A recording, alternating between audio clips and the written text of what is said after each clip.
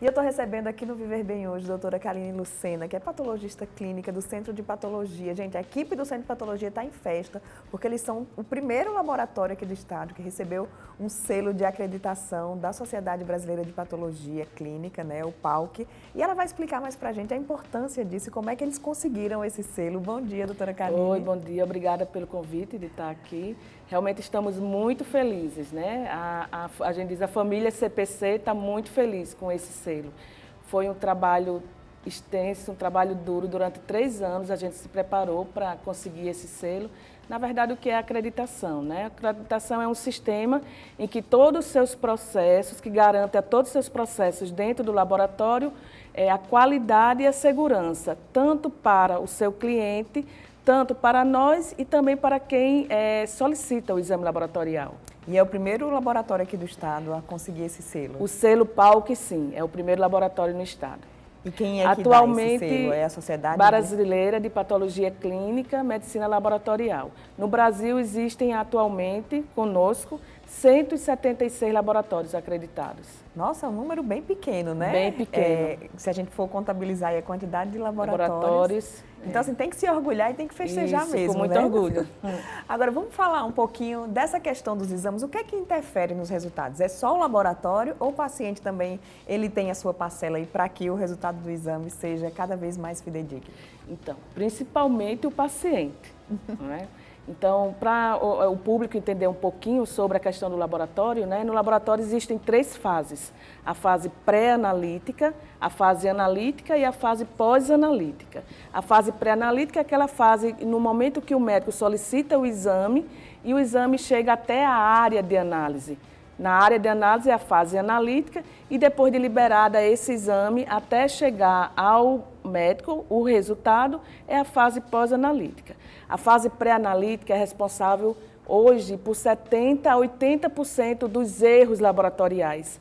Então, assim, tem que ser uma fase muito bem controlada.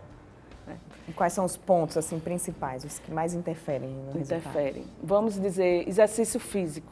Né? Muitas pessoas acham que podem fazer ir ao laboratório depois de ir à academia, o que não é correto. Mesmo que esteja de jejum, não pode. Mesmo que esteja de jejum, não é o adequado. Por quê? Porque durante o exercício físico existem substâncias que são liberadas na circulação devido à grande destruição de massa muscular que aumentam, tem, vamos dizer, um falso aumento, né, na circulação sanguínea, e quando você receber seu exame, eles vão estar alterados, mas não por patologias, mas pelo fato daquele exercício árduo que você fez.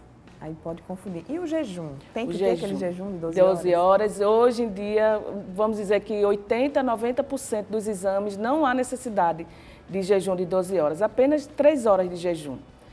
É importante dizer também que em 2016 houve um consenso brasileiro em que várias entidades clínicas se reuniram para fazer esse consenso e ficou confirmado que que o colesterol, né, o que a gente chama de lipidograma, que é a dosagem de colesterol, triglicérides e as frações de colesterol, não haveria mais necessidade de se ter 12 horas de jejum. Poderia ser colhido sem o jejum. Muitos exames hoje em dia não há necessidade de jejum. Por quê? Porque os aparelhos que fazem os exames têm uma metodologia tão evoluída que a lipemia provocada pela alimentação não vai interferir no resultado desses exames. A glicose ainda continua necessitando de pelo menos 8 horas de jejum. Mas eu creio que eu vou chegar daqui uns 2, 3 anos dizendo que realmente não há mais necessidade. Que não precisa. Isso. E exame de urina? Exame de urina, a gente tem a ideia que o exame de urina sempre tem que ser aquela primeira urina da manhã. Aquela urina que ficou durante 8 horas na bexiga e eu vou ter que, assim que acordar, colher. Isso também mudou um pouquinho. Hoje os laboratórios preferem que você colha no laboratório.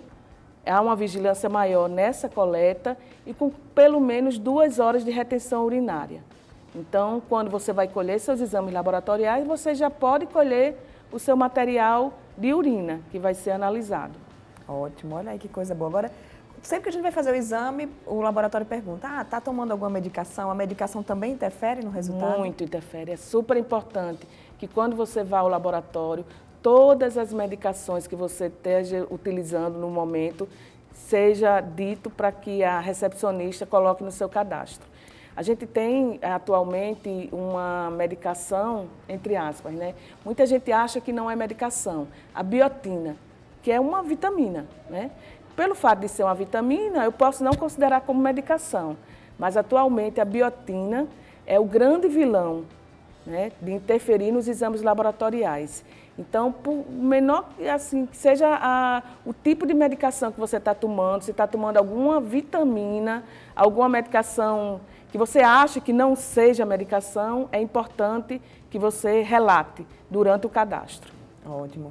Agora, uma dúvida minha. O jejum, se a gente tomar água, atrapalha ou não? Não atrapalha. Você pode tomar água normalmente. Aliás, é importante que você se mantenha bem hidratado durante o período anterior à coleta dos exames laboratoriais.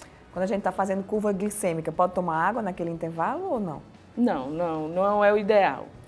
Uma coisa importante que é interessante saber, que o organismo ele tem uma variação, algumas substâncias dentro do nosso organismo tem uma variação que a gente chama variação cronobiológica, certo? Vou exemplificar de uma maneira bem simples, né? Eu vou dosar o ferro sérico. Se eu dosar esse ferro sérico à tarde, há a possibilidade do valor ser 50% menor do que se eu colher pela manhã. Eu tenho que respeitar isso. E assim, muitas vezes o próprio cliente ele não aceita, né? O fato da gente falar, olha, não é adequado você colher dessa forma ou de outra forma. O ideal é que quando ele saísse da sala do médico, ele já fosse com todas essas orientações.